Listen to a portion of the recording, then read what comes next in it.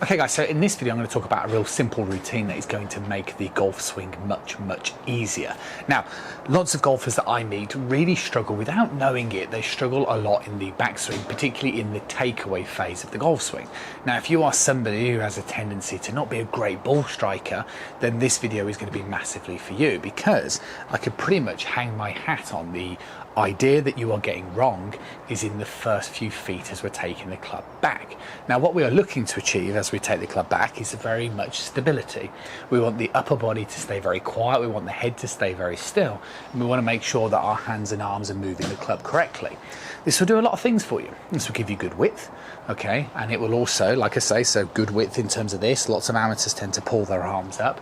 And it will also give us great sequence, and that basically means sequence lends itself to good tilts. Golfers who tend to move everything together have a tendency of really standing up in the golf swing. So how I want you to practice this, again, is very simple.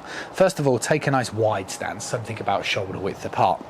And all you're going to do first and foremost is you're just going to move the club opposite your trail foot.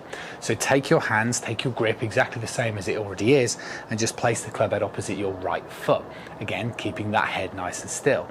Now from here, I just want you to hinge the back of your wrist. So you're basically advancing the club at about 4 feet away from its original position.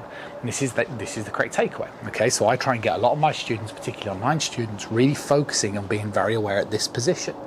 Now, that's where I want you to start. So I want you to go through that routine again, here, and I want you to become aware of that. Your head stays still. Now from here, you can do a couple of things.